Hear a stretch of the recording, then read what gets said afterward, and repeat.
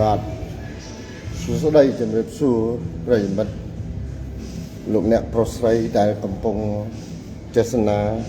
ការផ្សាយបន្តផ្ទាល់ចេញពីបណ្ដាញទំនាក់ទំនងរបស់ខ្ញុំបាទចំណានបាទ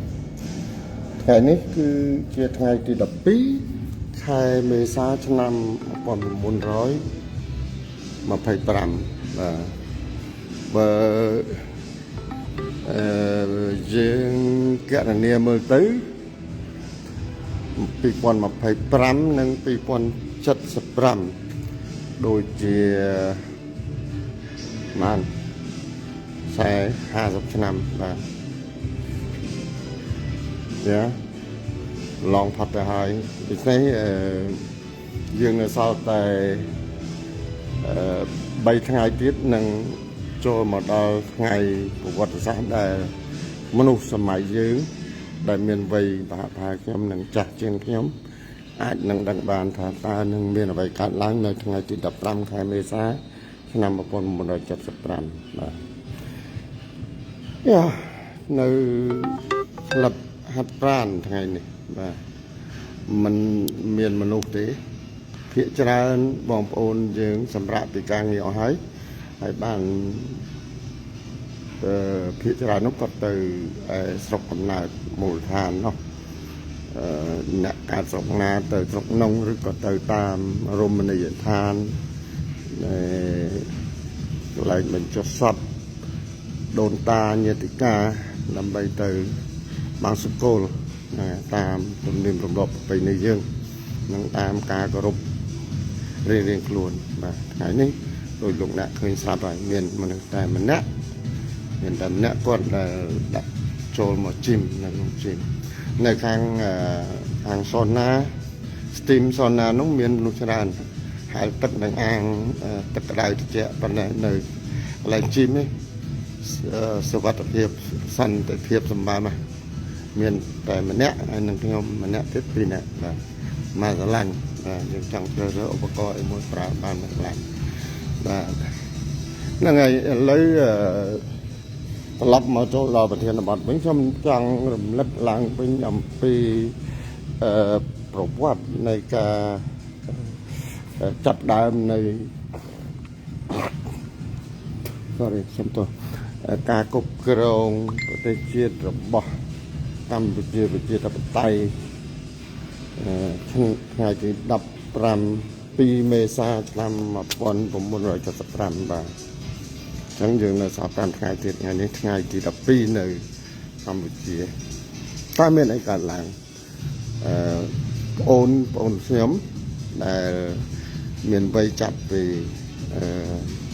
60ចុះក្រោមអាចនឹងសុបិច7 60អាយុ60មក50ហ្នឹងអាចនឹងសុបិច7ហើយ50ហ្នឹងមិនដឹងអីទេបាទប៉ុន្តែលើសពី60ឡើងទៅរហូតទៅមានន័យថាមនុស្សវ័យចំណាស់ហ្នឹងសិតតែដឹងបានហើយហេតុអីបានខ្ញុំត្រូវរំលឹករឿងហ្នឹងឡើងមិនតិចពីយល់សັບពីយប់មិញបាទពីយប់មិញហ្នឹងខ្ញុំមើល The Killing Field ខ្សែភាពយន្តឯកសារឆ្នាំរបស់លោកហាំងងៅដិតប្រានយប់ឡើងគេយល់សັບអត់ឈប់តពីមួយទៅមួយរហូតទៅដល់ចុងក្រោយស្រាប់តែឃើញជីវិតនៅព្រំដែននោះកំពុងតែបើកអង្គឲ្យអ្នកស្រុកបើកអង្គត្រីខជារបបដែលខាង UNRO United Nations Border Relief Agency ស្រាប់តែមានកំភ្លើងផ្លោងបាទក្របផ្លោងធ្លាក់មកស្លាប់មនុស្សបាទសម័យនោះគេប្រើអាកំភ្លើងគេហៅកំភ្លើងអីអាហ្នឹងហ្វូងបាទជាក្របផ្លោងជាហ្វូងហ្មងធ្លាក់តាណាគឺដីមហត្តាកន្លែងហ្នឹងគឺសោះរលាយសិតតែចូលសពឃើញអញ្ចឹងក៏ភ្ញាក់កត្រាងឡើងងើបឡើងគឺម៉ោង 7:04 ហើយល្មមនឹងឡើងងើបហាត់ប្រាណបាទអញ្ចឹងសម្រាប់ខ្ញុំត្រឡប់មកប្រធានបទវិញសម្រាប់ខ្ញុំរស់នៅឯខេត្តស្វាយរៀងស្រុកកំពង់រោឃុំរាជមន្ទីរភូមិភ្នំស្រូវបាទ ខ្ញុំកើតឆ្នាំ1958អញ្ចឹងក្នុងឆ្នាំ68ទៅឆ្នាំ72ស្ថានភាពនៅកើតឡើងនៅក្នុងស្រុកហ្នឹងគឺខ្ញុំអាចនឹងចាំបានខ្លះរឿងសំខាន់គឺចាំបានច្បាស់ហើយរឿងមិនសូវសំខាន់ហ្នឹងគឺចាំដោយសពេច7បាទព្រោះពីកាលនោះទៅតែអាយុឆ្នាំ68ហ្នឹងគឺទៅតែបានអាយុ10ឆ្នាំដល់ឆ្នាំ72ខ្ញុំ12ឆ្នាំដល់ឆ្នាំ75ហើយដល់2មេសាហ្នឹងគឺបានអាយុ14 15 16ឆ្នាំហ្នឹងឯងបាទរឿងដែលខ្ញុំចង់ចាំមិនភ្លេចក្នុងជីវិតហ្នឹងទៅមិនក៏អត់ភ្លេចដែរនោះគឺទី1ចេះតែឆ្ងល់ថាមិនបានជាដល់រដូវធ្វើស្រែហើយណារដូវដែលយើងច្រូតកាត់ប្រមូលផលអីហើយអញ្ចឹងតែងតែឃើញឡានឈ្មួញនៅតំបន់នោះភាគច្រើនគឺជនជាតិវៀតណាមយើងហៅថាយួនណាស្បែកយើងហៅថាយួនអញ្ចឹងឯងបាទឈ្មួញហ្នឹងគឺជនស៊ីវិលទេវៀតណាមយួនដែលរស់នៅស្រុកខ្មែរយើងហ្នឹងឯងខ្ញុំចាំបានថាមានឈ្មោះចឹកផាងបាទចឹកផាងចឹកលីមនៅនឹងផ្សារស្រុកកំពង់រោហ្នឹងជាស្រ័យតែងតែចូលមកដឹកស្រូវសួរតែឪពុកមិនក៏ស្រូវដែលយើងខំធ្វើបានច្រើនអញ្ចឹងហើយដល់តែរដូវច្រូតកាត់ហើយដាក់បោកបែនហើយហ្នឹងគឺឡានយួនពីសម័យនោះគេប្រើឃ្លុបឡានឃ្លុបគេហៅកាំមីយ៉ុងហ្នឹងបាទដបូឃ្លុបអញ្ចឹងទៅគេលើកស្រូវដាក់អញ្ចឹងគាត់ក៏ឆ្លើយប្រាប់មិនជាច្បាស់លាស់ឲ្យប្រមាណយើងវាចិត្តតែឆ្ងល់មិនទៅសង្ស័យថាវាមិនចេះអញ្ចឹងស្រូវយើងហើយដល់ពេលយើងធ្វើស្រូវបាន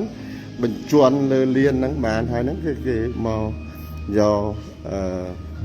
ឡានយកបណ្ឌិតយកអស់ទៅរូងដីខុងដីហ្នឹងហើយគាត់ប្រាប់ខ្លះមិនប្រាប់ខ្លះទៅនិយាយទៅគឺថាគាត់និយាយពីរឿងចឹកហ្នឹងចឹកខាងហ្នឹងគាត់មកប្រមូលស្រូវគាត់ទិញស្រូវពីយើងអញ្ចឹងណាហើយយើងខ្ញុំនៅក្មេងមិនសូវដឹងអំពីមុខរបរនៃការជួញដូរលក់ហ្នឹងទៅហេតុបែបខ្ញុំត្រូវនិយាយថាខ្ញុំនិយាយពីឆ្នាំ70 12មេសាឆ្នាំ75ហើយបែរទៅជានិយាយរឿងយួនអាហ្នឹងប្រវត្តិដែលខ្ញុំមិនអាចបំភ្លេចបានណារុកជាង10ឆ្នាំហើយយុគ8ឆ្នាំ10ឆ្នាំហ្នឹងគឺតែងតែសង្កេតឃើញយួនឈ្មោះយួនហ្នឹងចាក់ហាងហ្នឹងមកដឹកស្រូវអាហ្នឹងមិនចាំមិនភ្លេចហ្មងបាទចាំភ្លេចហើយបងប្អូនដឹងហើយហេតុអីបានតែគិតមើលហេតុអីបានដល់ពេលដល់រដូវគេមកអញ្ចឹងហើយមកសង្គមរងថ្ងៃយើងយ៉ាងម៉េចបាទអាចថាវាតាក់ដោនឹងការខ្ចីបល់ទិញជីគេជពាក់ទិញទឹកត្រីទឹកស៊ីអ៊ីវគេជពាក់ដល់ពេលហ្នឹងគេមកយកវិញអាហ្នឹងខ្ញុំមិនបកស្រាយវាឆ្ងាយវាអាចនឹងមិនខុសគ្នាប្រមាណទៅលើស្ថានភាពជីវភាពរស់នៅរបស់ប្រជាកសិករពលរដ្ឋយើងរស់នៅតាមជនបទបាទជាមិនសូវជាខុសគ្នាប៉ុន្មានរឿងទី2ដែលខ្ញុំភ្លេចមិនបានឬក៏មិនដែលភ្លេចសោះហ្នឹងគឺឆ្នាំ69 70ហ្នឹងនៅខាងស្រុកខ្ញុំស្រុកកំពង់រោខេត្តស្វាយរៀងហ្នឹងមែនតើជាស្រុកដែលមិនសូវមានដើមឈើទេស្រុកហ្នឹងអត់មានព្រៃឈើទេព្រៃកពោតអីមិនមានទេវាមានតែទួលចាស់ទួលបុរាណឬក៏ភូមិបុរាណចាស់ហ្នឹងមានដើមឈើស្ដុកជាដើមឫស្សីជាដើមស្វាយជាដើមស្វាយនោះស្វាយព្រៃទៅទៀតមិនមែនស្វាយដូចស្វាយយើងរាល់ថ្ងៃទេដើមធំផ្លែតូចអញ្ចឹងទៅស្ដុកណាភូមិចាស់ឬក៏ភូមិទួលចាស់ហ្នឹងស្ដុកអត់មាននៅទេនៅតំបន់ខ្លះគេហៅអង្គឬក៏ហៅទួលតានេះទួលតានោះអញ្ចឹងទៅបាទហើយក្រោយពីនោះនៅតាមភូមិ រីរងរបស់អ្នកស្រុកហ្នឹងមានដើមស្វាយមួយដើមពីរដើមខ្នោមួយដើមពីរដើមអញ្ចឹងมันមានដើមឈើសម្បូរដោយរាល់ថ្ងៃទេហើយក៏ព្រៃធម្មជាតិហ្នឹងលែងមានអស់ហើយចំការដទាន់នេះបាទ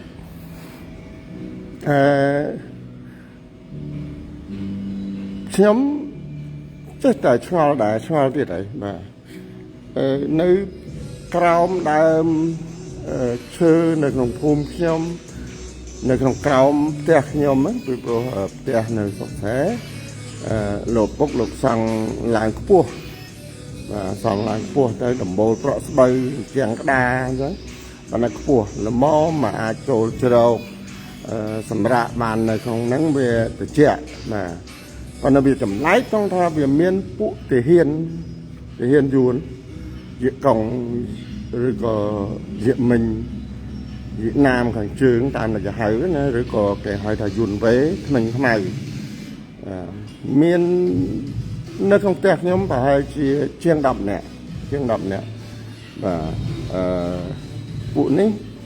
មកស្នាក់នៅក្នុងផ្ទះយើងប៉ុន្តែការហូបចុកចំណីអាហារគឺគេធ្វើខ្លួនគេអត់រំខានយើងទេម្ដងមកកាលពួកហ្នឹងយកថ្នាំឬក៏យកអង្រឹងដេកហ្នឹងយកមកដូរយកមន់យើងឬយកមកដូរយកឆ្កែយើងបាទយកមកដូរយកឆ្កែយើងហើយពួកនេះអត់ដែលរំខានក្រៅពីការស្នាក់នៅក្រោមផ្ទះរបស់យើងនេះអត់ដែលរំខានថាត្រូវទៅលួចបេះបន្លែក្រីម្ទេសយើងឯងពួកហ្នឹងបើវាចង់បានគឺវាយកនេះនោះជាប្រចាំតាមពេទ្យមួយគ្រាប់ពីរគ្រាប់ក៏ដោយគឺសុំដូរយកសក្រីឬក៏ដូរយកតកួនពួកហ្នឹងចូលចិត្តតកួនហើយស្រុកខ្ញុំហ្នឹងឲ្យតែខែ5ខែអីហ្នឹងចាប់ផ្ដើមមានតកួនដុះតាមស្រុកកបីអាកបីដេកខែភាសាហ្នឹងដល់ពេលគេរីងទៅគឺអាតកួនដុះមកវាល្អណាស់ហើយពួកហ្នឹងស៊ីបេះអាហ្នឹងទទួលទានអាហ្នឹងរបៀបដែលគេស៊ីហ្នឹងគឺគេយកតកួនហ្នឹងលាងឲ្យស្អាតស្រស់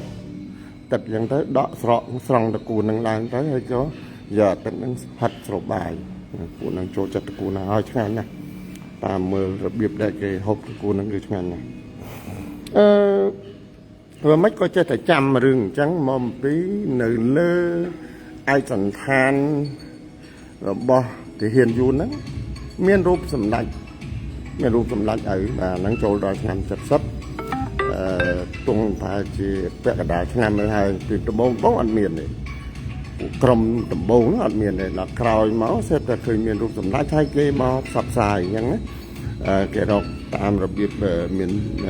ខ្លះម្នាក់ពីរនាក់ហ្នឹងមានអ្នកចេះខ្មែរមិនសូវចេះច្បាស់ទេមកណែនាំប្រាប់យើងចង្អុលរូបសម្ដេចអញ្ចឹងទៅថាគេជាកងទ័ពសម្ដេចឲ្យរូបបច្ច័យលក្ខណ៍ធំជាងមេដៃបន្តិចគេដាក់ទោះនៅនឹងកបាយអាយបាទឆ្វេងឬស្ដាំហ្នឹងចាំមិនច្បាស់ទេប៉ុន្តែមានរូបរដ្ឋាភិបាលមូលធ្វើស្រោបអាចជាស្ពាន់ឬផ្លាស្ទិកចាំក៏មិនច្បាស់ដែរទោះនៅកបាយអាយហើយឪពុកម្ដាយខ្ញុំ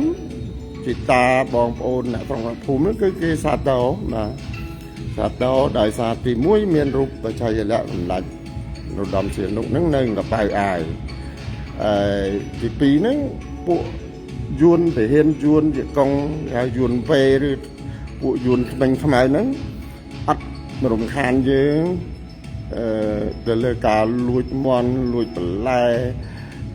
រំខានយើងទៅលើរឿងស្ត្រីវ័យក្មេងកូនកំមុំយើងអីមិនទេពួកហ្នឹងកាន់វិន័យគេដូចបានច្បាស់លាស់ល្អអញ្ចឹងទៅធ្វើឲ្យចាស់ហ្នឹងគ្រប់គ្រងហើយនឹងផ្ដល់ទីជម្រកឲ្យស្នាក់នៅយ៉ាងសមរម្យពួកហ្នឹងប្រើរបស់យើងតែទឹកទេតែទឹកដងយកពីហ្នឹងអស់អីហ្នឹងសិតតែដោះដូរហើយដោះដូរជាមួយយើងហើយទឹកដងដែលមកប្រើជាមួយដងយើងហ្នឹងគឺទឹកពីងយើងជុំវិញផ្ទះហ្នឹងមានពីងប្រហែលគឺពួកហ្នឹងដងទឹកដាក់ពេញពីងឲ្យយើងឲ្យស្រេចហ្មងបើពុះអស់បើមានអស់ đom chơi chứ phụ năng bốc bầm bay tịch tì on chẳng đời đã riệp cầu tục ở dưới suối gan bài mà bốc đây sẽ là không thôm nó cứ bốc phụ năng bầm lâm láng với ca nghe hát cam mà nè bong đòn tịch mà nè soi và lai mà nè bốc đây nó sát là không thôm chơi này thì hiện cổng từ ngày gặp lương ăn miên này sống chết tại đâu mới gặp lương phụ năng ăn đại khơi thà phụ năng miên gặp lương để lại đây việc sản nó cứ rừng ăn miên ai cả miên rừng để miền đồng rừng hay phải lâm láng nó cứ bắt rừng nó xả cả đô ấy có ăn miên này miền là sao chán chán tròn sai cho mùi nâng sọt trí hay nâng bông tật đông tật đông nâng mà ai vừa vì mình vừa bị đại thế đông nâng vừa bị đề ra và đông đề ra liệp bộ không ai cũng tới miền tại chán chẳng kết nổ sọt trí ở việc lấy nâng còn chán muối việc lấy muối hai nâng bị đông tật này thải cái nó rắn cái phơi ấy ắt đăng đây nè dừng ắt đăng có tục nơi ta na đây trong có về đây từ đấy mà bạn tam ở việc đất đó thả phụ nâng về giảm mạch ban đầu lâm láng cứ mình nè can nằm bông mình nè đón tật đã piêng mình nè soi bà lai và sau này dừng mình bà lai nữa thấy cứ ăn miếng đai phải xoa thì ngợp bị lâm láng vừa ở năng hay thay lại nước ăn mình phải xoa thì nếu crom tết cứ nơi crom tết miền đại thì nên nó crom lục chơi như thế chẳng giống có số tới tiết là mấy man để phụ để hiền dùn mà nơi crom tết dương chẳng cái đã ok cọt mình sa thàn năng phụ con to đặt chui mò chui này rụng đỏ giờ riết bà lăng phai đặt bình năng này chẳng dương cầu bắt cá cho đây còn mình đại phụ này hiện trong rộng lật làng bánh cứ cả rồi nơi rồi bỏ phụ vía để sum tô hoang ở dây bia nó từ còn vậy là phụ quạt nó đấy mình rộng khán cái bị tăng tất dương thì năng để dân khơi rồi ấp cá lùi từ bể mà tê mà lại đọ cây mà đại mới có bể từ cuốn dương đại mình cả nhà rồi mình cả rồi prom bây giờ nó vẫn miền tây năng rương tí pí để còn chạm rương tí bay để còn chạm một tiệt năm mà ponผมbuôn rồi muốn từ là ai họcผมbuôn rồi có chật sập đam cho năm nè khai năng ấy nè khai trai năng ấy và dùm này chạm bán ngày trăm ngày sel ngàyผมbay rồi trăm khaiผมbay rồi hai sal thông chẳng lâm láng bốc mà đai nhóm chỉ thầm lá có được trăm bài chẳng hạn ở cái quạt chắc nhóm nơi bài chỉ 500 mét bị quạt nên cái đào việc xài đấy cái đào về riệp trăm chẳng hạn đã sạ đại rồi thái có riệp trăm trên đầm nà từ quát bụi với con với màu phèn cái prap về ở tay nào thì về ở giường nơi nắng nhóm lịch đấy việc bán chui chi trăng xe mà chi trăng xe ở cruise nhóm việc mà nơi nắng còn tại việc bán chi trăng xe đặt làm bầu đại lo đó nơi còn đàn chơi dương vì sớm nóng ắt đá ban là xong cắt cream hay xong dương toàn mình cream dương ắt đăng thật ta trời trăng xe đang đòi biết mà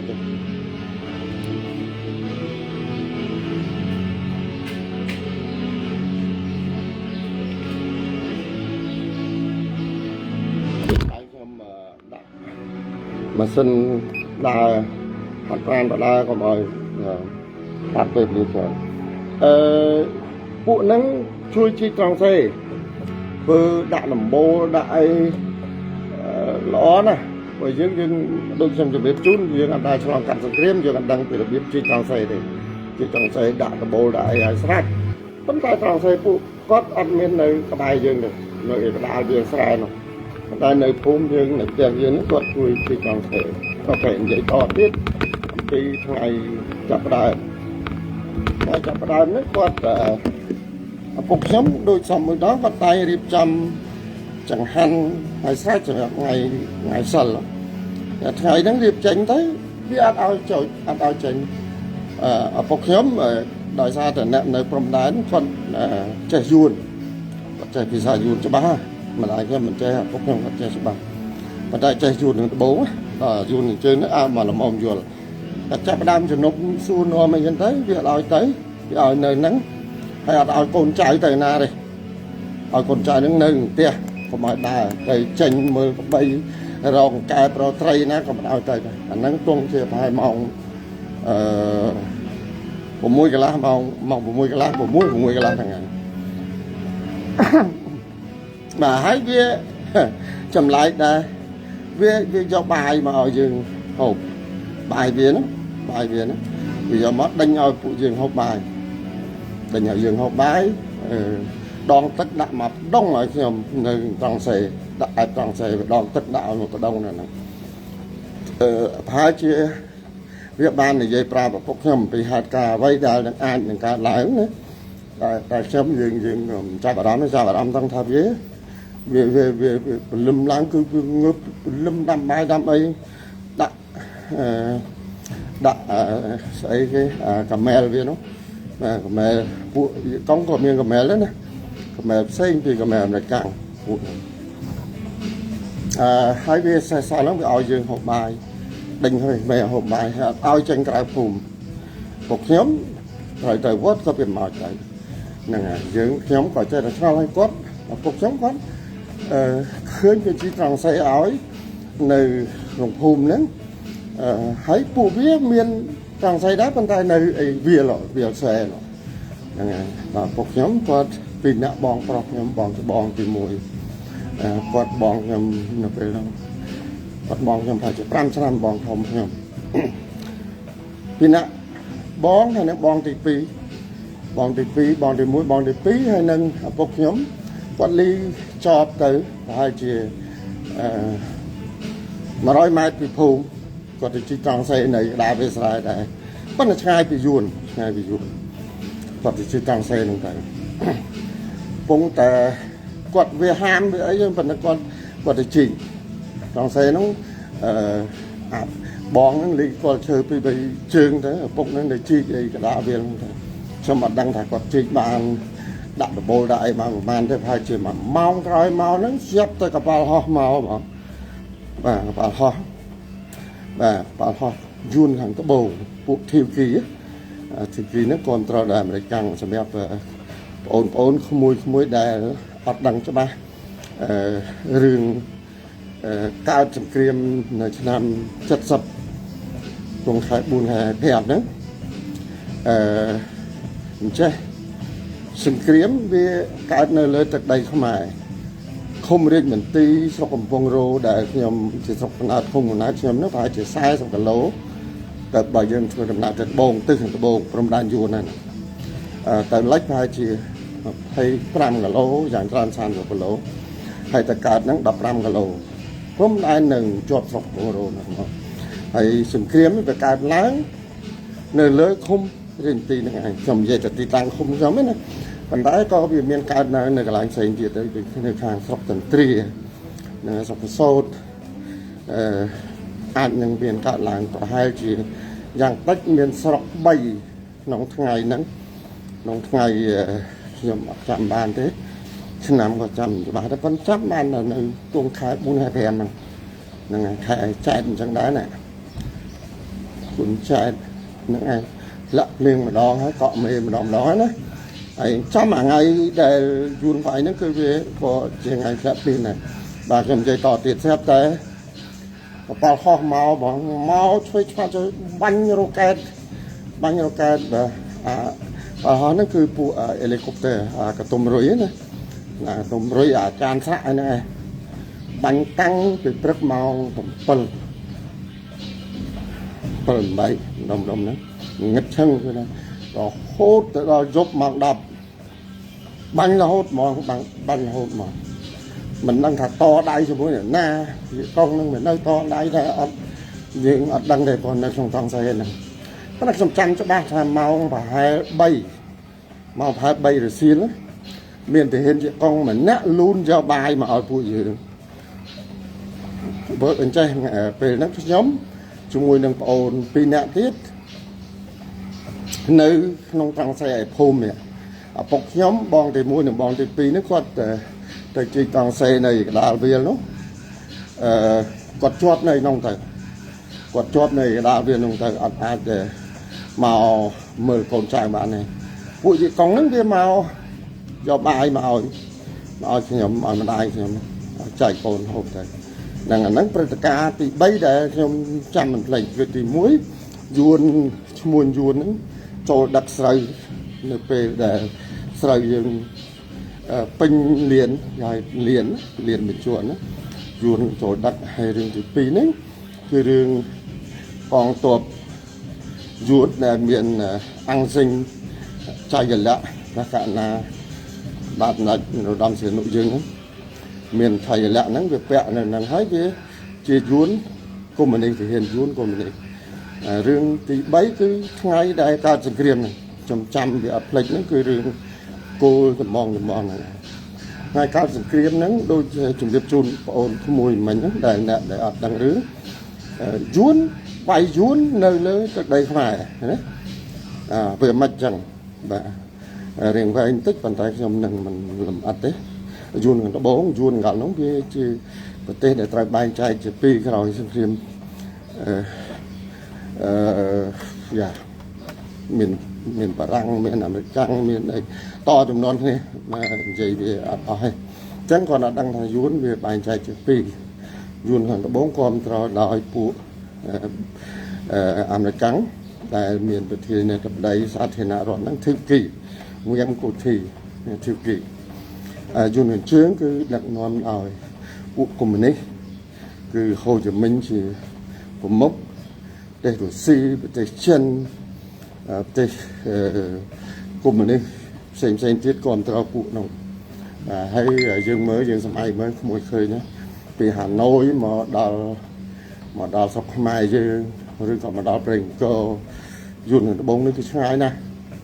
นั่นไงง่ายบ้วนกับเราเลยถึงนั้นวันละนี่มวยจำกันดาพรมใดจำกันดาประเทศยุนกันไทยกันดานั่นคือเปลี่ยนเมียนแต่ตึงมันจะทมเลยโตจ้ะโตได้ปีบ้าทั่วปุกรมนี้นั่นจะหลัดตัวปีขันชื้นโจมาทั่วสิงเกลียมแบบด้เจียดมาเพียงนั่งโบนะจังปีสมัยน้องยังหลบเหลือคงมือก็อัดดังได้ไปแต่ใช้เพลย์ลมโฮจิมินห์ผู้น้องปราเพลย์ลมโฮจิมินห์เลยจากใดขมายยังไงตามอย่างเงี้ยปลอมเปลี่ยนก็ได้มันปลอมเปลี่ยนก็ได้นั่งมันบ่อสายนั่งหลายนี่ก่อนแต่ผู้ยุนโจมาในคราวแต่ยืนยุนก็มันนี่ยุนแหวยุนทางขมายนะเห็นยุนนะให้ยุนที่กี้ได้จะยุนหันตะบงยุนอะไรนะchỉ mất hạ là bao xa thiên hạ rót mai dương đấy lúc sẽ làm một lần nó buổi nắng cho mà vai yun mình chương lên đây mai dương ở cha đấy mùi cồn yun mình có bốn mà vai yun mình chương lên đây mai nó cồn mùi nè ok chẳng còn ở đằng nào đằng tới yun vai khné nơi lớn tới đây mai ok nít kia riêng hai chịมองใบหยกสงัดตั้งจุดตรึกมองประมองใบนั่นเราจะมองใบมองบุญหยกนั่นสงัดกาดบังนั่งเลงใส่เมียนะปันท้ายในเมียกับปลาเขาตำเละโป่งโป่งนั่นคือตำเละคือปลาเขามาบิดพลือโป่งนั่นก็ให้อย่าโป่งปลาพลือสอบน้องให้โป่งพลือเป็นนักบังโป่งพลือนึงอยู่มาดองเนี่ยปลาผู้ห่อนั่นเลยผู้นั้นอย่างจังย้อมปกย้อมกอดหมาสกัดติดเตอร์ปกย้อมกอดหมาโอนใจกัดติดมันโอนโปรตัวปีย้อมนั้นกอดในสเตอร์อย่างนั้นกอดคุยกระบาลอย่างทางเซบีคุยจะแบบเป็นเปียบกอดคุยในกระบาลกอดปะถึงทางเซนั้นครอบเบี้ยหมาบกกระบาลกอด chân chiêm còn là mình rồi buông thua này còn mà chân chiêm bà có này hay có dừng về tạo slot nó vì chỉ dừng game thì muối hay dừng là đắng đặc biệt này cả việc luôn lệ luôn nằm bậy sao được biết dừng đắng thế này và mong muốn bốc xem con mà đó luôn mà đó cho mỗi năm bóng pro từng pin thì có nom cái này sẽ mệt phá tới thôi đầm đá tới trường bên này thà sừng cream chuồn đó vì vậy mà sọc chấm vì nó bồn á vì bồn dưới những rót tay trường nói sao những miền gì miền ta nơi trường nó nơi không được muối đấy bàn tay phun xây phải chưa đầy 5 lỗ rồi có 7 lỗ nè rót cắt bằng cắt xài nâng từng giúp nâng thấy cắt tất thôi vừa giúp nó ngày cái bánh khăn nó miền liền về đại miền đấy cả ngày nó ngày cọ khai lực thì mùi mà dưới có rót máu thì bánh khăn và phải chỉ 5 bộ 1 kg thì phun rót đào rằng vậy chẳng rót đào dún vai bị bầu mấy chừng rót trường chừng rót đào thay để dún vai cho mà đào phun xong đó cái nặng nơi khẳng το bồn phun xong mình này thành này đào tí nó cái ăn miên sừng cream cái ăn miên cá băng này thì cái này cho mơ dún về tầm lạ ấy bồn đấy nè bắn máu về bắn về giúp chành lớn nó dài tật sọc trong nhà chật trật cái này có phơi những ban tranh về dồn hót thì làm một cái ống thì mình phơi những cái sau mới nữa thằng nào cái nhóm phục nhóm đôi khi mình trốn đi ăn nhưng mà sao những rót bắt đầu rồi rót bắt đầu trên riêng này hay từ đây bỏ trốn cái việc phải mà mục hay dưỡng những rót thầy mục chẳng bên này thầy trốn đánh thì coi gì nào mong và đập muối dương mà đo là vàng thằng nào phùm này lục dây lục ta trong nơi ven thằng nào dây lục ta khang đài ta dây ta nó nghe bây giờ dây ôn dây không ôn ta không mình chẳng đó nặng dây min ta pu chẳng anh nè nắng ngay từ cầm bấy rối khai trai nắng sinh cream ta này phải riêng phục chống chỉ toàn thay thành dục hoặc đăng về việc chỉ càng xe còn chỉ càng xe này giúp đạt được bố đại giờ ôm giờ bàn kia cô kia năng giờ mà đã thời là bỏ người cái bộ là nè nó vàng thế này toàn chỉ càng xe này và phục nhóm ao pu nhóm chi này phục nhóm thì chính đây cái đào về đi này đào về cha mà viên tam cái cổng nè xe tại ai láng mình ngay thìผมbuồn dương nơi xoay nơi không xoay nữa ngay thìผมbay rồi nó ai lắng ngay thì cũng muốn vay nơi cho vang thana năng tiết mà nắng miền rọt trò hả giờ bao chỉ rọt trò mà âm trong trai tuột không tuột màu mà miền tuột hoa trên nó miền tây tôi đây về miền rọt trò hay năng các bạn họ móc bánh đó là vang thana thì chắc nhóm ngày thì bấy được không trai ngày thì muốn rọt đòi crop năng máu mà chốt nơi vang thana thì chốt vang thana mà ngay vô là nghe trên ôm nhau mà thì vì nào to thì nhóm như kiểu họ về lốt về trôi về trong đánh sờ lắm tại sao tại dừng này cả đào tháng ngày mà bọn sao mày mới khai nó khai chạy sam sắp buồn sam sắp ram mong xa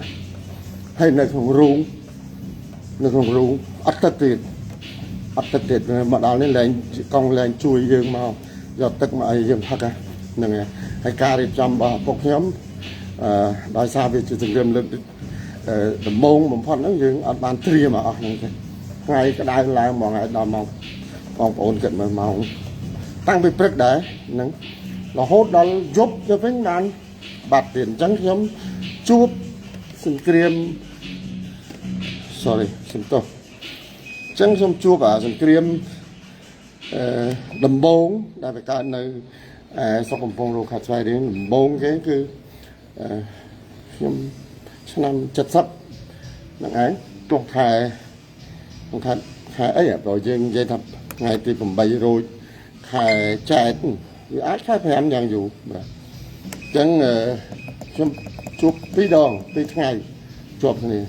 tại sao thế យើងរត់ទៅដល់បាទហ្នឹងជាព្រឹត្តិការណ៍ទី4ដែលខ្ញុំភ្លេចអត់បានអូខេព្រឹត្តិការណ៍ទី5រឿងសង្គ្រាមមិនចប់ណាគេដកទ័ពទៅបាត់ទៅតាំងពីថ្ងៃហ្នឹងខ្ញុំអត់ដែលឃើញពួកយីកុងហ្នឹងត្រឡប់មកដេកនៅក្រៅផ្ទះខ្ញុំទៀតទេក្រោយសង្គ្រាមចប់ទៅវាបាត់ពួកយីកុងអស់ទៅមិនដឹងថ្ងៃណាទេរមុខមិនឃើញទេមិនដឹងថ្ងៃណាទេពួកហ្នឹងក្រោយមកក៏71 70 71 72ឆ្នាំ72ឆ្នាំ72បាទពុកខ្ញុំនៅពុកម្ដាយខ្ញុំក្រុមគ្រួសារខ្ញុំនៅឯស្រុកកំណើតមកទេនៅភូមិមកទេប៉ុន្តែសង្គ្រាមរវាងអាយួនខាងជើងអាយួនខាងត្បូងហ្នឹងគឺវានៅតែលើកទ័ពចូលមកស្រុកខ្មែរជាញឹកញាប់មួយឆ្នាំខាងដល់ពេលនេះភាគច្រើនគឺសង្គ្រាមរបស់អាយួនខាងត្បូងហ្នឹងគឺវាយពួកខ្មែររំដោះហ្នឹងហើយក្មួយហើយនឹងបងប្អូនដែលកើតក្រោយមិនចេះខ្មែររំដោះទាំងពួកយួនខាងជើងយួនវេយួនមិញយីកុងហ្នឹងយមិញយីកុងហ្នឹងគឺពួកហ្នឹងហើយដែលជាអ្នកដែលជួយចុងផ្ដើមឲ្យខ្មែររំដោះមានជីវិតកើតឡើងរហូតដល់ឆ្នាំ1975គេរំដោះបានកើតចេញជាប៉ុលពតអីឡាក់ហ្នឹងពីឆ្នាំ60ផ្លាយរហូតមកដល់ឆ្នាំ7ណាដែលខ្ញុំនិយាយហ្នឹងគឺ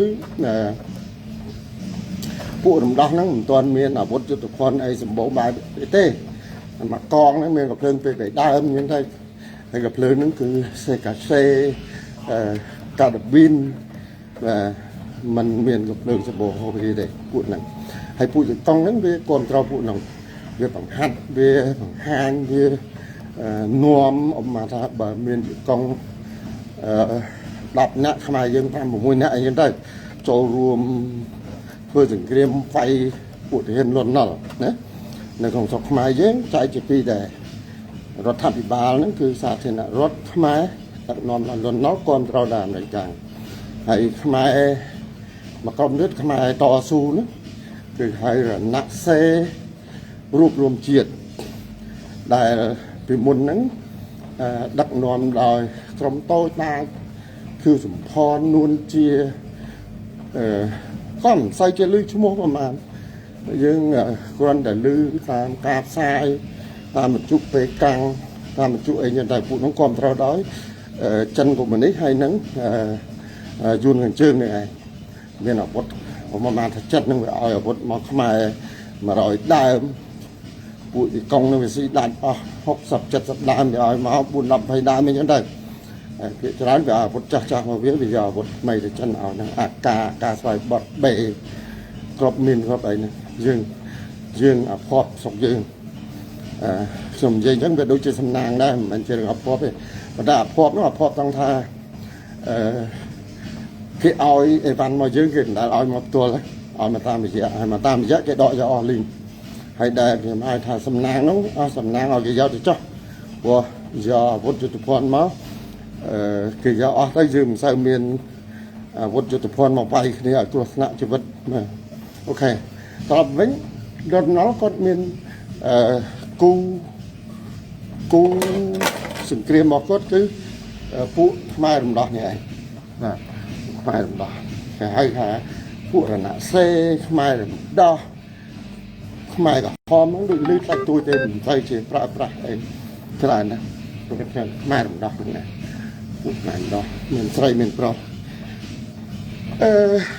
អ្នកស្រុកភូមិខាងខ្ញុំនោះរកសេចក្តីសុខអត់ឃើញទេចាប់ពីឆ្នាំ71អត់ឃើញរហូតដល់ថ្ងៃដែលខ្មែរក្រហមយកជ័យជំនះ12មេសាគឺมันមានសេចក្តីសុខទី1ពួកទាហានរដ្ឋាភិបាលសាធារណរដ្ឋខ្មែររបស់លោកលន់នល់ហ្នឹងផ្លោង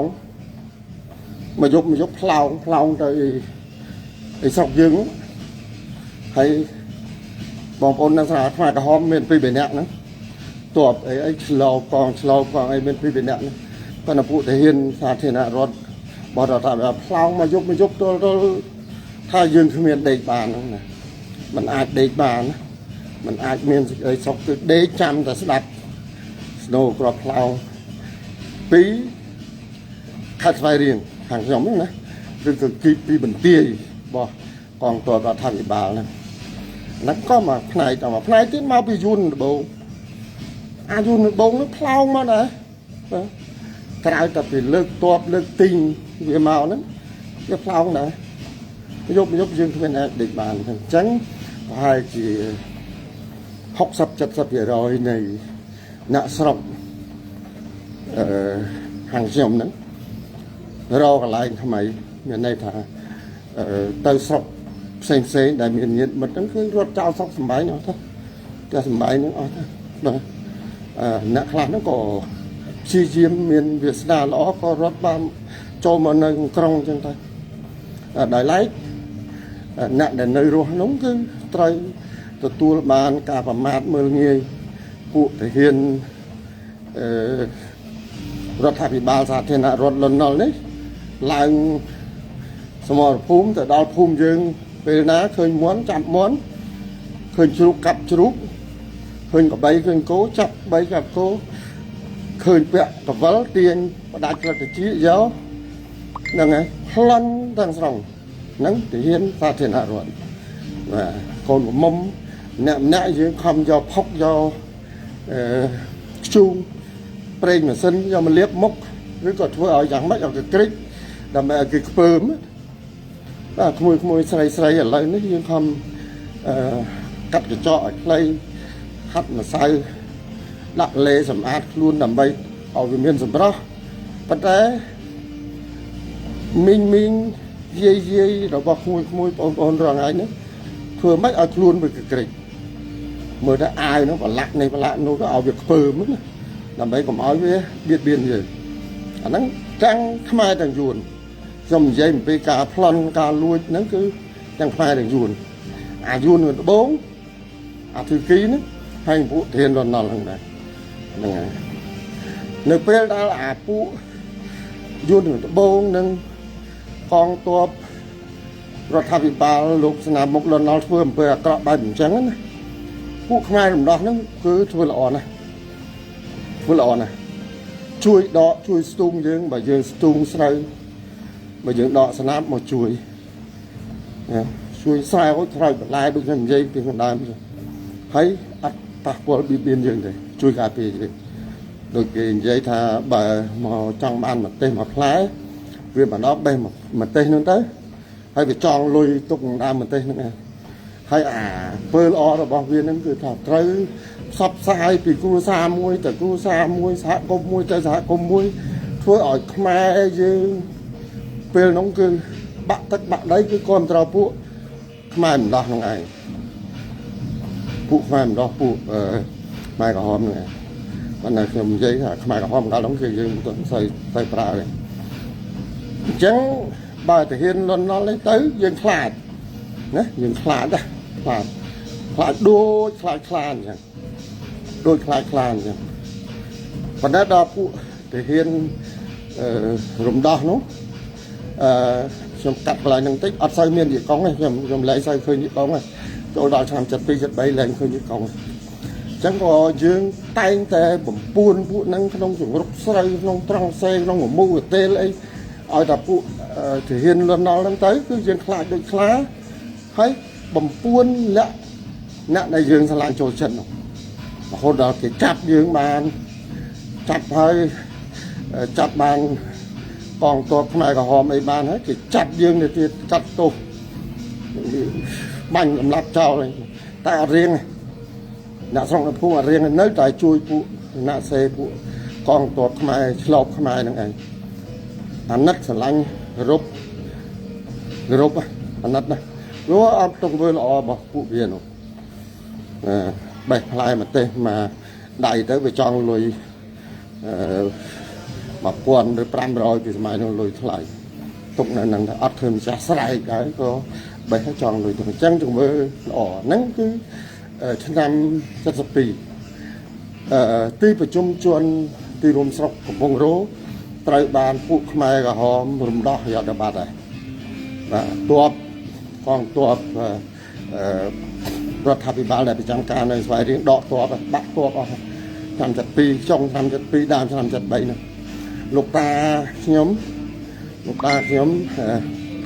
លោកតាមុំជុំជាពុកលោកពូជុំឈៀងនេះគាត់បានភៀសខ្លួនមកនៅទីក្រុងបាត់ហើយក្នុងស្វាយរៀងខ្ញុំមុនពេលគេដកទ័ពពីខេត្តហ្នឹងពីស្រុកហ្នឹងគេបានប្រកាសដែរអ្នកណាទៅតាមកងទ័ពរដ្ឋាភិបាលចូលទៅខេត្តហ្នឹងគេបើកផ្លូវគឺធ្វើសង្គ្រាមបើកផ្លូវមានន័យថាមានកងទ័ពគេបើកផ្លូវបិទមុខបិទក្រោយហ្នឹងទៅដើម្បីដេញពួកខ្មែររំដោះហ្នឹងពួកខ្មែររំដោះគឺយាមជុំវិញខេត្តស្វាយរៀងហ្នឹងគេដាក់យាមហ្មងដើម្បីកុំឲ្យមនុស្សរត់ចូលទីប្រជុំជនខេត្តព្រោះក្នុងខេត្តហ្នឹងគ្រប់គ្រងដោយរដ្ឋាភិបាលស្នាមមុខដល់ចុងឆ្នាំ73ពួកនឹងយាមហើយពួកនឹងកាយដែរកាលណាយើងព្យាយាមរត់ចូលទឹកដីគ្រប់គ្រងដោយរដ្ឋាភិបាលនៅទីក្រុងហ្នឹងគឺវាបាញ់ហ្មងមិនបងវាដេញរត់ដេញទាំងស្រីទាំងប្រុសពួកវាហ្នឹងមានន័យថាតស៊ូផ្ដាច់ព្រាត់តស៊ូមើងម៉ាត់ស្មោះនឹងអង្គការរបស់គេនោះណាបាទឃើញយើងលឹមអញ្ចឹងវារត់មកគ្នាពីរនាក់ជួនក៏ភ្លើងជួនក៏អត់ក៏ភ្លើងបើមិនមែនក៏ភ្លើងវាបាច់សន្លត់អញ្ចឹងទៅអត់ភ្លើងវាចាប់យើងទៅហើយក្រោយតែចាប់បានហើយហ្នឹងគឺវាទៅកសាងអ្នកខ្លះក៏ត្រូវគេស្លាប់ដែលយើងមានបំណងរត់ពីខ្មែរដែនដីរំដោះហ្នឹងចូលមកដល់ស្វាយរៀងហ្នឹងវគ្គទី5ក្រុមគ្រួសារខ្ញុំសំណាងឪពុកខ្ញុំបានមកដល់ស្វាយរៀងនឹងក្រុមគ្រួសារទាំងអស់បាទប៉ុន្តែបងប្អូនហើយយើងជាអ្នកស្រែចម្ការមុខរបររបស់យើងគឺនៅអ៊ីស្រាអែលហ្នឹងហើយយើងមានលុយមានកាយដែរយើងសម័យមើលហើយវាមានខ្លះអីកែអកអីទៅទូចឹងដែរប៉ុន្តែឲ្យរស់នៅពឹងផ្អែកទៅលើអានោះមិនកើតឪពុកខ្ញុំមកដល់ទីប្រជុំជនស្វាយរៀងហ្នឹងពិបាករកការងារធ្វើសម្បានពិបាកទៅចង្អៀតមនុស្សរត់ចូលពីណាមានហែកក៏មកស្វាយរៀងក៏មកប្រសូតក៏មកថ្ងៃនៃចន្ទ្រាក៏មកស្វាយរៀងយើងមាន5 6ស្រុកហ្នឹងស្ទើរតែអស់ជុំវិញស្រុកហ្នឹងវានៅតែខេត្តមួយទេហើយខេត្តហ្នឹងទទួលមនុស្សមិនបានគ្រប់គ្រាន់ចំណីអាហារក៏ខ្វះការងារហ្នឹងមិនបាច់និយាយអីទេគឺពិបាកអញ្ចឹងយើងមានខ្ញុំចាំបានដូចជាមានកាកបាទក្រហមបារាំងស្វីសឬបារាំងគេផ្ដល់ឲ្យយើងធ្វើទំនប់ទំនប់វាយកូនអត់លេវាយកូនហ្នឹងលើកទំនប់ការពារទឹកចំនួនចូលក្រុងហ្នឹងហើយគេឲ្យស្បៀងហើយយើងក៏ទៅលើកទៅធ្វើក្នុងបានច្រើនណាពួកខ្ញុំគាត់មានប្អូនចរូនមួយគាត់ម្នាក់នៅកាកបាទក្រហមខ្មែរកាលហ្នឹងអញ្ចឹងសបោការងារបានការងារធ្វើជាប្រចាំអញ្ចឹងសម្រាប់ការរស់នៅគឺយើងអាចរស់បានប៉ុន្តែដល់រស់យូរទៅមានទប់ទល់ណាស្រុកតែផ្ដើមរៀងគ្រាន់ដែរហើយយួនវាអត់សូវមកទេពួកអាភីគីនេះពួកកងទ័ពរបស់លន់ណុលក៏មិនសូវបានទៅដល់ស្រុកដែរពួកខ្មែរក៏ពួតស្វែងរៀងចិត្តហើយហ្នឹងម្ដាយខ្ញុំសម្រាប់ចិត្តទៅស្រុកវិញម្ដាយខ្ញុំណាតែចិត្តទៅស្រុកវិញទៅដូចជាមួយប្អូនខ្ញុំទី2បងប្រុសខ្ញុំបងខ្ញុំទី2ហើយនៅរតនគិរីហ្នឹងហើយគាត់ទៅវិញព្រោះមុនពេលដែលមកនោះស្រូវបានស្ទូងរួចហើយត្រឡប់ទៅវិញគិតទៅប្រមូលផលនោះបាទអញ្ចឹងការសម្រេចចិត្តឪពុកម្ដាយរបស់ខ្ញុំម្ដាយខ្ញុំទៅវិញជាមួយបងទី2ឬហើយជាមានបងទី2ដែរក៏មិនដឹងខ្ញុំចាំទៅបាទយើងបែកគ្នាមិនជាដល់គាត់ទៅនោះត្រូវបានពួកយួននោះឯងចាប់ទៀតចាប់បានរត់អត់រួចបើយួនឈឺគីនោះវានៅតែបន្តមកធ្វើទុកបុកម្នេញខ្លាំងយកលុយកាក់អស់ទៅលុយដែលយើងកប់នៅក្នុងដីលុយកាក់មាសដែលយើងមានកប់នឹងដីវិញកន្លែងបាត់ទៀតឡាយខ្ញុំហ្នឹងគាត់ទៅតែលក់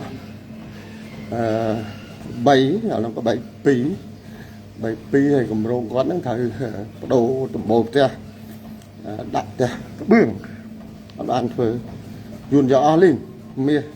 cây là co cho nó đây mình đa ca bọc qua đấy dùn gió hết mà cho luôn mà cho luôn rất rõ thứ mình đang thấy đại vô ta cọp này nè chẳng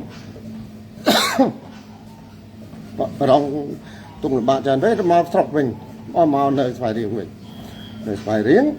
riêng cho để luôn nơi đúng là luôn nơi về đến nơi hàng ca phải riêng có chỉ đầy 3 គីឡូ 4 គីឡូ ចុះថា 4 គីឡូ ចុះពោះពីស្វាយរៀងទៅប្រសោតវា 6 គីឡូ និយាយថា 4 គីឡូ ចុះណាតលៀងទី 1 តលៀងទី 2 គឺខ្សែត្រៀមទី 1 ខ្សែត្រៀមទី 2 4 គីឡូ ពីខេត្តតែកើតទៅត្បូងបឹងប្រយ៉ាតយើងនិយាយថា 5 6 គីឡូ អញ្ចឹងដែរទៅខាងជើងអូសំដីដំរីព្រៃដំឡូងទៅជើងទៅខាងមេហែកហ្នឹងប្រហែលជា 6 7 គីឡូរៀងវែងបន្តិចហើយតែលិចដល់ផ្សាយជ្រុំអ្នកលឿងស្វែងរៀងប្រជាលេខ 1 ថាកាត់ដាច់មកហោះពាត់ចិត្តអញ្ចឹងជីពិតចាប់ដើមតាំងបងប្អូនសម័យមើល 5 ស្រុកហើយរត់មកនៅក្រុងទាំងអស់ទៅរកអីធ្វើម៉េចនិយាយពីអាកបាល់ហោះពីដើមដាកាតាណាដាកាតាស្អីvậyកបាល់ហោះដើមយើងមានឱកាសស៊ីវិលដែរណាក្រុមហ៊ុនដឹកជញ្ជូនយន្តហោះយើងជិះយន្តហោះហ្នឹងបែកស្អីហ្នឹងលេចហើយណាមុនបងចោះបានណាក្រោយមកចោះបានណាវាចោះវាផ្លោងចោះវាផ្លោងហើយស្វ័យរៀងមិនមែនពលានយន្តហោះទេពីដើមមកប៉ុន្តែសម័យសាធារណរដ្ឋខ្មែរដល់វាដល់កទៅគេពង្រីកណាម្ដុំផ្លូវចេញពីរូបគោមកកតុយវ័យហ្នឹងគេធ្វើតាមបណ្ដោយផ្លូវចិត្តលេខ 1 ធ្វើជាតារាងកោចុះបានដែរអាដាកាតាហ្នឹងចុះបានណានឹងចុះបានណាចុះដឹកតំណែងឬក៏ដឹកយ៉ាពីភ្នំពេញឬក៏ដឹកអ្នកដំណើរអីម្ដងម្កាលហ្នឹងតែមកអាកាសចរពុកខ្ញុំទិញបានសម្បត្តិហើយទិញបានបត់យន្តហោះនឹងហើយនឹងគាត់លុបអីអស់ទិញបានឲ្យលុយអីគេអស់ហើយដល់ពេលថ្ងៃដែលត្រូវឡើងយន្តហោះវាផ្លោងមកដល់ផ្លោងមកខកអាជើងយន្តហោះហ្នឹងតាំងពីថ្ងៃហ្នឹងយន្តហោះឡើងចុះដល់អញ្ចឹងយើងបន្តរស់នៅស្វាយរៀងរហូតដល់ថ្ងៃទី17 ខែមេសាឆ្នាំ 1975 ហ្នឹងជាព្រឹត្តិការណ៍ទី 6 ដែលយើងចាំផ្លេចព្រឹត្តិការណ៍ទី 7 ទីចវាយខេត្តរបស់សាធារណរដ្ឋខ្មែរពីកាលនោះខ្ញុំនប់បរមុនគាត់ដូចជាកាយមួយជាមេធានផងឡាយខេត្តផងនៅខ្ញុំនៅខាងក្រុងស្វាយរៀងណាបែកខាងត្បូងជាប់នឹងអាទលេចេញពីទលេវាយកោហ្នឹងស្រុកខ្ញុំទលេហ្នឹងណាតាមបាត់កូនអូមួយសោះហ្នឹងឥឡូវរីងទឹកអស់ហើយគប់អស់ហើយប៉ុន្តែពីសម័យហ្នឹងខែប្រាំងអីទឹកនៅធម្មចក្រធម្មកអញ្ចឹងដែរទលេហ្នឹងធ្លាក់ទៅដល់ស្រុកយួនត្បូងនប់បរមុនហ្នឹងបានមករៀបខ្សែត្រៀមគិតមើលខ្សែត្រៀមនៅអាស្ពានកតុយវ័យបងប្អូនយើងទលេវាយកោហ្នឹងវាមានចុះមកក្រោមស្ពានហ្នឹងវាមានព្រែកណាគិតថាហ្នឹងខ្សែត្រៀមមករៀបចំខ្សែត្រៀមហ្នឹងម៉ោងប្រហែលជាម៉ោង 7 ម៉ោង 8 ហ្នឹងគាត់មករៀបខ្សែត្រៀមហ្នឹងដាក់អាបាវរៀបចំបាវដីទាហានគេមានបាវការ៉ុងយើងប្រហែលដាក់អង្គទៅ 20-30 គីឡូហ្នឹងមកការ៉ុងច្រកដីឲ្យស្រេចយកមករៀបនៅពីមុខផ្ទះយើង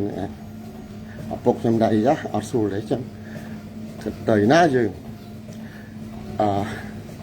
គេក៏មិនថាទេទាហានគេមកដល់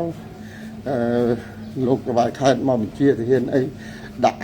រៀបចំការ៉ុងធ្វើគេប៉មយាមខ្សែត្រៀមអីគេចឹងណាពួកខ្ញុំក៏ដឹងថាអាកើតយើងត្រូវរើចេញពីហ្នឹងប៉ុន្តែរើទៅណាបើខាងត្បូងធម្មប្រយ៉ាធ្វើអីគេ ចេញពីស្ពានប្រយ៉ាទៅមុខប៉ុណ្ណឹងហៅឃុំអីលកាត់គោស្អីខ្ញុំភ្លេចប៉ុណ្ណឹងចុះពីស្ពានប្រយ៉ាហ្នឹងឯងកយតបែកបាទណាកយតបែកទៅប៉ុណ្ណឹងហើយបើទៅជើងគោះតែវត្តព្រៃឆ្លាក់បន្តិចខ្មែរក្រហមទៅចូលដល់ហើយតែលិចវត្តស្វាយជ្រុំហ្នឹងបាទហើយបើឈៀងដបងទៅខាងទៅសួរទៅខាង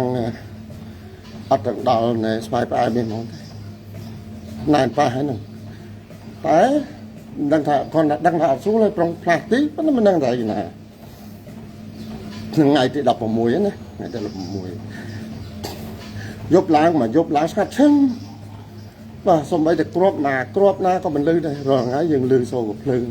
ផ្លោងដាក់គ្នាបាញ់គ្នាអីមានកប៉ាល់ហោះលាក់អីចឹងទៅ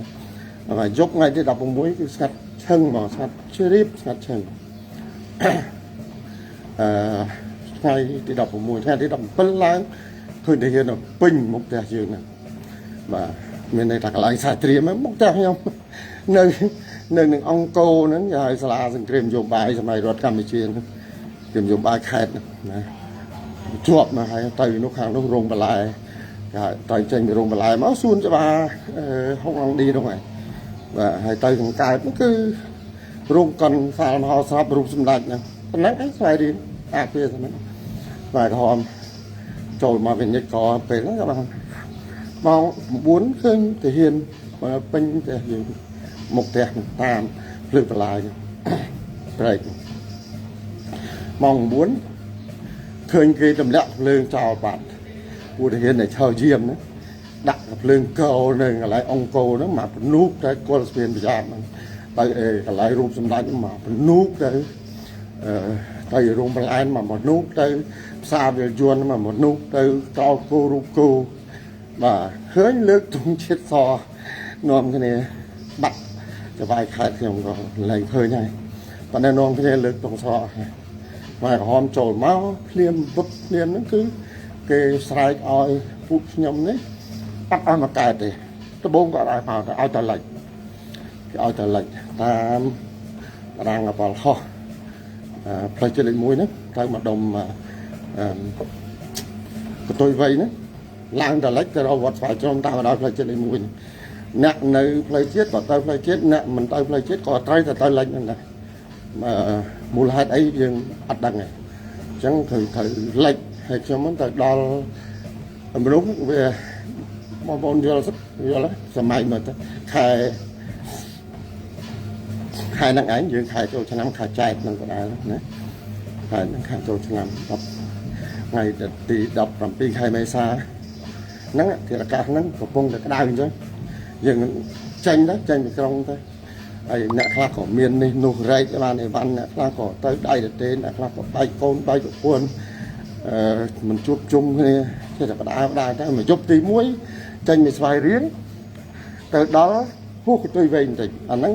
ព្រឹត្តិការណ៍ទី7ដែលខ្ញុំចាំវាផ្លេចទេគឺក្នុងជីវិតហ្នឹងព្រឹត្តិការណ៍ទី7គឺថ្ងៃ17មេសានេះមានកងឆ្លប់មានយុវជនយុវនារីភាគច្រើនពួកនឹងភាគខោខ្មែរឲ្យខ្មែរថ្មីខ្លះឆាក់ខ្លះទៅមូលជើងខោដល់ជង្គង់ឈរចង្អោលណាឈរចង្អោលយើងដេញយើងទឿនយើងឲ្យទៅមុខហើយយើងសួរថាតៃណាគេថានៅមុខមានកន្លែងគេទទួលបាយតែមុខទៅមានកន្លែងគេទទួលបាយ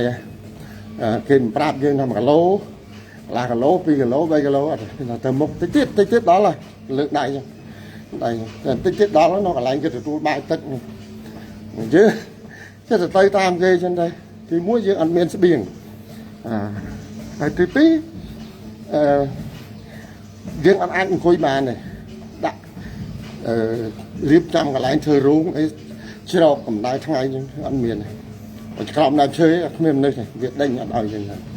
ចឹងក៏ចេះតែស្រោតណាទៅដើរលើកយើងមិនរួចក៏ចេះទៅព្រោះសង្ឃឹមថាមិនបានបាយគេថានៅមុខគេទទួលបាយយើងថ្ងៃទី17មេសាហ្នឹងខ្ញុំនិយាយទងម៉ោងហ្នឹងខ្ញុំនៅឯម្ដុំរូបគោម្ដុំផ្ទុយវៃឡើយទេអត់ទាន់ទៅដល់ស្វាយជ្រុំយប់ទី1ដែលថ្ងៃទី17យើងដេកនៅស្វាយជ្រុំហ ហើយកន្លែងនៃកលើកដៃថោទៅមុខមានគេទទួលបាយទឹកអីហ្នឹងអត់មានទេបងប្អូនអើយគ្មានទេស្វាយរៀងក្នុងឆ្នាំ75នេះនៅកន្លែងណាក៏ខ្វះស្បៀងដែរព្រោះហេតុអីបានវាខ្វះស្បៀងទាំងអ្នកនៅក្នុងក្រុងទាំងអ្នករស់នៅជនបទហើយខ្មែរនៅក្នុងតំបន់នោះក៏ខ្វះស្បៀងដែរអត់បានធ្វើស្បៀងទេពីព្រោះសង្គ្រាមធ្វើស្បៀងអត់បានទេចឹងអ្នកក្នុងអត់បាយអ្នកក្រៅហ្នឹងក៏មិនអាចធ្វើស្រែធ្វើការអីមានស្បៀងក្រណាស់ចឹងដេកយប់ទី1ហ្នឹងអ្នកណាមានអង្គបឡំដាំអីចំហុយដាំអីស៊ីខ្លួនឯងទៅហើយថាអង្គការទទួលយើងមានទេអត់មានយប់ទី1កន្លងផុតទៅព្រលឹមឡើងប្រហែលជាម៉ោង3វាមកដេញយើងឲ្យតតាណាទៅទៀតដូចខ្ញុំនិយាយចេញពីស្វាយរៀងវាឲ្យតែលិចហើយខ្ញុំមកដល់វត្តស្វាយជ្រុំហ្នឹងលែងតែលិចគេឲ្យយើងបកមកស្នាមដៃអញ្ចឹងចុះពីផ្លូវជាតិលេខ1បកស្នាមដៃកាត់ភូមិកាត់ស្រុកកាត់វាលកាត់ស្រែហ្នឹងទៅមាននៅប្រហូតហ្នឹងខ្ញុំចាំបានដូចជានៅស្វាយផ្អែមឬស្វាយអីទៅតែនឹងស្វាយមានពូស្វាយជ្រុំទៅអ្នកស្រុកដាក់ទឹកគេដងទឹកទាំងធុងដាក់នៅមុខផ្ទះគេហ្នឹងលបងឲ្យយើងផឹកឲ្យយើងដងដាក់ដបដាក់កំប៉ុងយើងទៅផឹកធ្វើតាណាទៅមុខទៀតវាមកយើងឈប់ទេខ្ញុំចាំបានថ្ងៃទី2ហ្នឹងធ្វើដំណើរពីស្វាយជ្រុំហើយជាម៉ោង3ឬម៉ោង4ហ្នឹងទៅដល់ភូមិមួយប្រហូតខ្ញុំមិនចាំថានៅឃុំណាទេប៉ុន្តែដែលចាំថាប្រហូតហ្នឹងមកពីមានឪពុកមាខ្ញុំម្នាក់គាត់បានរៀបការជាមួយប្រពន្ធទី2របស់គាត់ម្ដាយមីងសត្វថ្លៃខ្ញុំគាត់បានស្លាប់មានកូន2គាត់ស្លាប់ទៅហើយមកសម័យសាធារណរដ្ឋហ្នឹងឪពុកមាខ្ញុំគាត់រៀបជាមួយប្រពន្ធទី2គាត់មានស្រុកកំណើតនៅប្រហូតនោះហើយប្រពន្ធទី2របស់គាត់សាច់ឈាមរបស់តាវែងហុងអុកញ៉ាឬសេដ្ឋីវែងហុងនៅស្វាយរៀងអ្នកមានណាហ្នឹងហើយឪពុកមាខ្ញុំទៅការជាមួយក្មួយឬក៏ចៅវែងហុងប្រហែលជាក្មួយច្រើនជាងនៅខាងប្រហូតនោះយើងទៅក៏បានបាយមួយពេលហ្នឹងបាយឆ្ងាញ់បានបាយមួយពេលដោយសារឪពុកមាហើយម្ដាយមីងថ្លៃហ្នឹងបាទអូនឯងលោកពូខ្ញុំលោកមាខ្ញុំឈ្មោះកៅសុតទៅជាប្អូនម្ដាយខ្ញុំបងប្រុសម្ដាយខ្ញុំមានប្រវត្តិជួយចត់ច្រើនណាខ្ញុំដោយសារគាត់ឬក៏ម្ដាយខ្ញុំដោយសារគាត់បានរស់ជីវិតច្រើនលើកច្រើនសារដែរគឺគាត់ចេះពេទ្យគាត់ចេះពេទ្យហ្នឹងចេះហ្នឹងមិនមែនជាអង្គហ្វេមីនីមិនមែនជា OS មិនមែនជាដុកទ័រទេចេះតាមខ្មែរក្រហមវាបង្រៀនឲ្យចេះចាក់ថ្នាំបាទគ្រុនក្តៅក្អកបន្តិចបន្តួចឬក៏ឈឺចុកចាក់ដៃជើងទិញស្ទប់តោមកចាក់មកជួលវីនឹងក៏បាត់ទៅគាត់ប្រើស្ទប់តោបងប្អូនស្ទប់តោគឺអង្គទីប៊ីតិកដែល risk ដែលមានហានិភ័យខ្ពស់ពីទូទៅគេប្រើទេអាហ្នឹងស្ទប់តោតើគេដឹងរោគសញ្ញាជាក់លាក់ពិតប្រាកដបានគេចាក់ការពារគឺពួកស្ទប់តោកោពួកស្ទប់តោកោការព្យាបាលពួកអីស្រុកពីដើមយើងហៅពួកស្វាយក្រាបហ្នឹងណាបាទឬក៏របេងតែឥឡូវគេតាំងរឹងណាគេបារម្ភខ្លាចវារេស៊ីស្តង់ប៉ុន្តែគាត់ចេះផ្នែកហមរៀនចាក់សិស្សតោហើយបេកុំភ្លេចនឹងអាដបបេកុំភ្លេចដបធំមកដូចជា 20cc 30cc 50cc ខ្ញុំចាក់ម៉ែខ្ញុំបងប្អូនគាត់រស់ហើយគាត់ចាប់តែអពតវាយចោលឆ្នាំនឹងតែទៀតខ្ញុំចូលទៅដល់គឺនឹងបើសិនមានពេលបានបាយមកពេលនៅប្រហូតនោះហូបឆ្ងាញ់បានមកពេលទៅចង់យើងដេកអ្នកណាមានបងប្អូនទៅដេកទៅអ្នកណាអត់មានបងប្អូនដេកតាមវាលស្រែទៅម៉ោង2ម៉ោង3វាដេញទៀតវាមកដេញយើងទៅទៀតឲ្យទៅមុខទៀតអញ្ចឹងខ្ញុំផ្លូវជាតិលេខ1មកដល់វត្តស្វាយជ្រុំសម្រាប់ថ្ងៃទី1មកសម្រាប់នឹងមកយប់ ម៉ោង3ចេញដំណើរថ្ងៃទី2មកដល់ពហុតថ្ងៃទី3មកដល់ចេញពីពហុតមកទៀតមកដល់មកឥឡូវហ្នឹងទៅជើងបាត់កើតវិញហ่ะ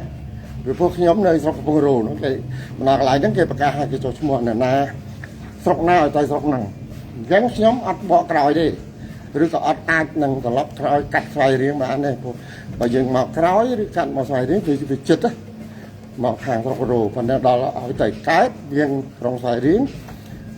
ឆ្ងាយជាងពាក់កណ្ដាលប៉ុន្តែអានេះធ្វើម៉េចបើគេចេះចង្អោលបងកកម្មាទឹកស្រីទំពោះចេះចង្អោលយើងទៅទៀតដល់ហើយ1គីឡូ2គីឡូមុខមានគេទទួលចេះថាអញ្ចឹងបងមិនដែរមានទទួលជាទឹកជាអីហ្នឹងទៅបងប្អូនបានចិត្តល្អប៉ុន្តែបងប្អូនខ្ញុំជម្រាបមួយទៀតចែកម្លែកមួយទៀតឲ្យដឹងឲ្យចាំណាពួកខ្ញុំដែលចេញពីក្រុងនេះមិនមែនជាអ្នកក្រុងទេមិនជាអ្នកកំណើតកើតជានឹងក្រុងស្បែកសរលងអ្នកមានអីទេពួកយើងចេញពីក្រុងគឺពួកដែលរត់ចេញពីសង្គ្រាមកិច្ចពីសង្គ្រាមមកយួនដបងធ្វើបាបពេកអាតាហ៊ានលន់ណុលនេះវាធ្វើបាបពេកអញ្ចឹងមានរត់មកក្នុងក្រុងនេះឯងព្រោះមិនមែនជាអ្នកក្រុងពី original ទេពីធាតុដើមមកទេតែនៅពេលដែលយើងដើរចេញមកបងប្អូននៅពេលដែលយើងរត់ខ្មែរក្រហមគីយើងចេញមកហ្នឹងដូចខ្ញុំនិយាយថាមានមនុស្សដាក់ទឹកឲ្យយើងផឹកតាមផ្លូវណាហើយក៏មានមនុស្សដែលឃើញមុខយើងធ្វើដូចយើងនឹងជាសត្រូវតពុយតពងមកពីណាមិនដឹងទេគាត់ឃើញយើងគាត់សម្លក់សម្លឹងសង្កឹតថ្មិញណាឃើញយើងអ្នករំដោះថ្មីហ្នឹងណាហើយគាត់ជាជនដូចជាយើងដែរគាត់អ្នកនៅមូលដ្ឋានពេលយើងដើរទៅឧបមាថាបើគ្មានទឹកទេទៅសុំទឹកមកបោតមកអីហ្នឹងទឹកម្ដងដងខ្លួនឯងគាត់មិនឲ្យ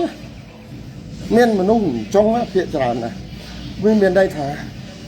ពួកគាត់នឹងរងការឈឺចាប់ពីរបបសាធារណរដ្ឋខ្មែរនឹងមមណាស់ឈឺចាប់ណាស់ដូចខ្ញុំរៀបរាប់ផ្លោងយប់ឡើងផ្លោងដាក់អត់ឲ្យដេកកងទ័ពឡើងមកឃើញកបីកាប់កបីឃើញជ្រូកកាប់ជ្រូកឃើញកូនកំមុំចាប់កូនកំមុំឃើញមាសទាំងតិចចាប់ទៀនដាច់តិចអត់ខ្វល់អញ្ចឹងពួកគាត់នឹងខាងពួកលន់ណុលហ្នឹងណាដល់តែខាងដល់តែយើងរត់ទៅមកត្រឹមមករួចខ្លួនហ្នឹងពេលយើងខ្មែរក្រហមគេចេញមកគឺគាត់ខឹងយើងដែរហ្នឹងហើយយើងប្រជាជនថ្មីគាត់នឹងប្រជាជនចាស់អញ្ចឹងណាបងប្អូននេះហើយដែលជាការដែលគុំគួនមួយណាគុំគួនមួយយ៉ាងគ្រោះថ្នាក់ជាទីបំផុតហើយខ្ញុំចាំបាននៅក្នុងរឿង The Killing Film យើងមើលដែរបងប្អូនណាអត់ទាន់មើលគឺលើកទឹកចិត្តឲ្យមើលដែរនេះយកថ្ងៃចូលឆ្នាំហ្នឹងមានពេលវេលាដេកមើលទៅដើម្បីឲ្យដឹងរឿងឡើងវិញខ្លះមានទាហានឧបមារីខ្មែរក្រហមជាកម្មាភិបាលអាយុ10ឆ្នាំ12ឆ្នាំអីហ្នឹងឯងវាដើរមកវាចាប់ដៃយើងវាចាប់មើលបាត់ដៃយើងហ្នឹងហើយវាមុខមមណាក្នុងរឿង Killing Film វាមមណាចាប់មើលបាត់ដៃយើងបាត់ដៃទាំងអែលលងអត់បាទលងគឺវាចង្អោលឲ្យទៅក្រុមបាត់ដៃលងបើបាត់ដៃយើងរឿងគ្រើមហ្នឹងវាចង្អោលឲ្យទៅមកក្រុមបាត់ដៃគ្រើមទៅដោយសាររលងនេះគឺពួកមន្ត្រីនិស្សិតបញ្ញវន្តអញ្ចឹងទៅហ្នឹងពួកហ្នឹងយកទៅរៀនសូត្របាត់ខ្លួនតាំងពីថ្ងៃរំដោះទី1បើសិនតែក្មេងហ្នឹងវាមើលឃើញអញ្ចឹងអាហ្នឹងក្នុងសាច់រឿងណាប៉ុន្តែដល់រឿងពិតគឺយើងដើរទៅដល់ភូមិណាគឺអ្នកស្រុកអ្នកភូមិដែលគេឈរមើលយើងហ្នឹងគឺមិនអបអសាទរអាណិតអាសូរយើងទេខឹងហ្មងខឹងគប់គួនយើងហ្មងយើងជាផ្នែកមួយរបស់លន់ណុលហើយដែលលន់ណុលធ្វើបាបធ្វើទុកបុកម្នេញវាសម្រាប់ណាស់ហ្នឹងណាគឺគុំឲ្យតែមានថ្ងៃនេះសង្កឹតថ្មិញដាក់យើងអូខេជប់ទី3យើងចេញពី1នៅស្វាយជ្រុំទី2នៅពហុតទី3ហ្នឹងចេញពីពហុតហ្នឹងមកខ្ញុំមកដេកនៅវត្តអីយ៉ាវត្តអីទេចាំទីតាំងទៅឈ្មោះមែនតើបងប្អូននេះខ្ញុំចេញពីស្រុកមកអត់ដែលត្រូវបានស្រុកវិញទេសម័យ79រហូតដល់ còn là cái bay nó cứ trong nơi khảo sọc ấy trong nơi trộm đại nó ruột rõ là cái lái sọc là hồn nó này chẳng là vót rằng cái nó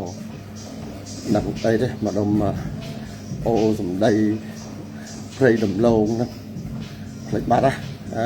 nắng nơi trong sọc rồi mới hay xong mà đào vót nắng ấy đây nơi mới hay ác vót rằng cái bơ thân nắng là vót ấy đấy ăn chẳng hơn gì đây nên năng mà giúp cả đá rồi biết này cả rồi nới như dương rồi xong tất xong mấy cái nặng miền co đến tôi nằm một bò ấy con trai hộp chọc đó miền lùi cạn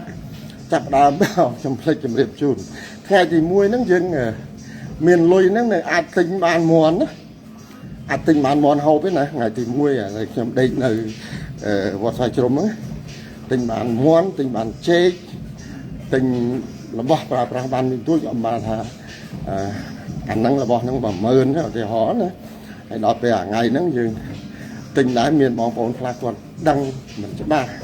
rồi còn là lạnh lùi hoặc trò lùi đã lấy trong mang lùi mòn mùi nắng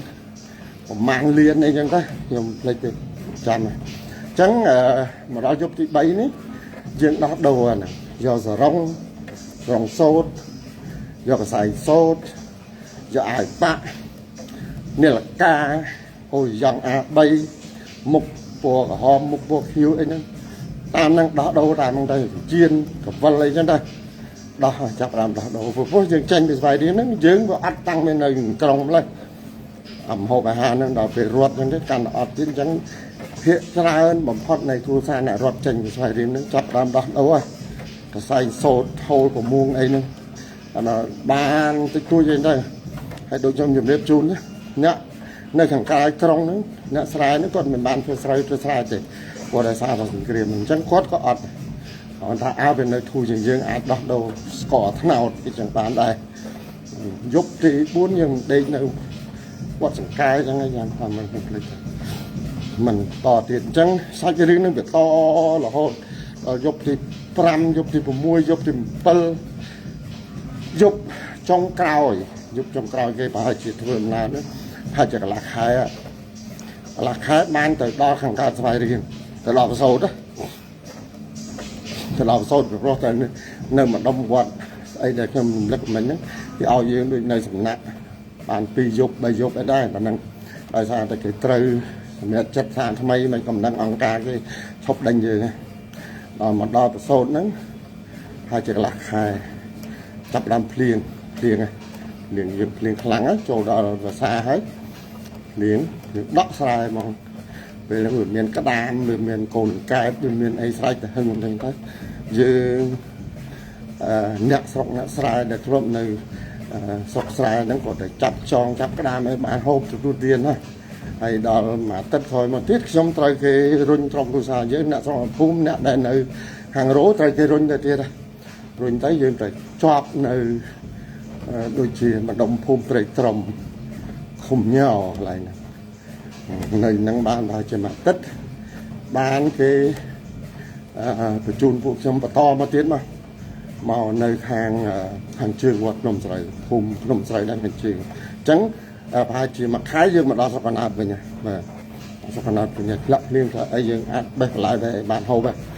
đòi lái chị ta bọc nhom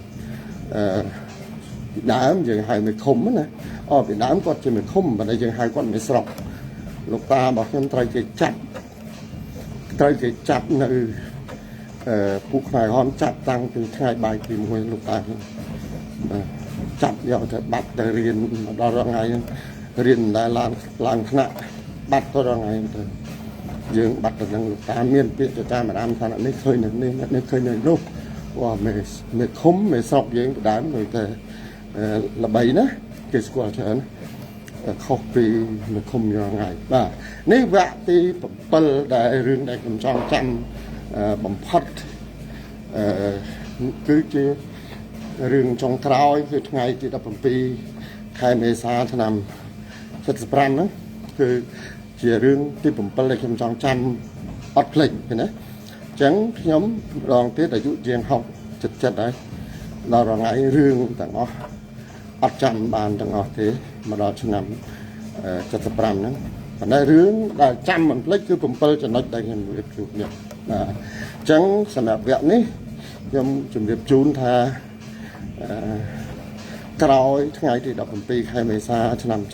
75យើងចំណាយពេលដើរដោយថ្មើរជើងដោយការចង្អុលបង្ហាញពីពួកយុវជនយុវនារីកងរំដោះប៉ុលពតហ្នឹងមកដល់ស្រុកកំណើតបាទមកដល់ស្រុកកំណើតនៅឯភូមិភ្នំស្រូវរាជមន្ទីរស្រុកកំពតខេត្តស្វាយរៀងបើសិនមានឱកាសហើយមែនតើបងប្អូនខ្ញុំដោយសារបានដើរហាត់ប្រាណនឹងទៀតប្រឡប់ការនិយាយនេះវាមានការទៅមុខទៅក្រោយខ្លះប៉ុន្តែសារចម្បងដែលខ្ញុំផ្ដាំឬក៏ចាំផ្លេចឬក៏ចែកម្លែកជូនបងប្អូនប្រិយមិត្តលោកអ្នកប្រុសស្រីកំពុងតែមើលនៅក្នុងនេះគឺរឿងទី1យួនឈ្មោះយួនចូលដឹកស្រីខ្មែរខ្ញុំអត់ច្បាស់តាមពិតគឺជាពាក់បំណុលគេឪពុកយើងម្ដាយយើងអ៊ំពូមីងយើងនេះជាពាក់ជីគេជាពាក់ត្រីគេជាពាក់ប្រហុកគេជាពាក់សៀងគេណាសៀងចិនបង្ហាញបាយកកនោះបាទពាក់គេយកពួកយួននឹងវាឲ្យយើងជឿឲ្យយើងខ្ចីស្រួលឈ្មោះយួនណាចាក់ផាងចាក់លីមហ្នឹងហើយដល់ពេលរដូវហ្នឹងឧបមាថាបើទិញមកតៅជាពាក់គេមកតៅពីសម័យដែលយើងទៅយកគេនោះពេលគេមកយកវិញមិនមែនមកតៅទេអាចនឹង2តៅអាចនឹង3តៅណាមួយតៅហ្នឹងគឺ15គីឡូអញ្ចឹងរឿងទី1គឺបែបហ្នឹងរឿងទី2រឿងកងទ័ពយួនដែលមានបច្ឆេយលៈនៅនឹងឯកដ្ឋានវាមកដេកកោផ្ទះយើងហើយយើងគ្រប់ត្រយើងជួយលាក់វាគឺដោយសារតែយើង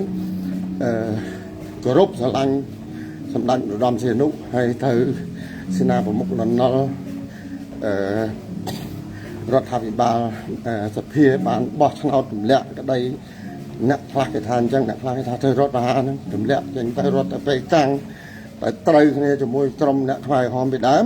ពួកខ្មែរក្រហមគឺជាសត្រូវទី1របស់ប្រជាជាតិអាចារ្យទី1ហ្នឹងហើយដែលមានសម្ដេចនរោត្តម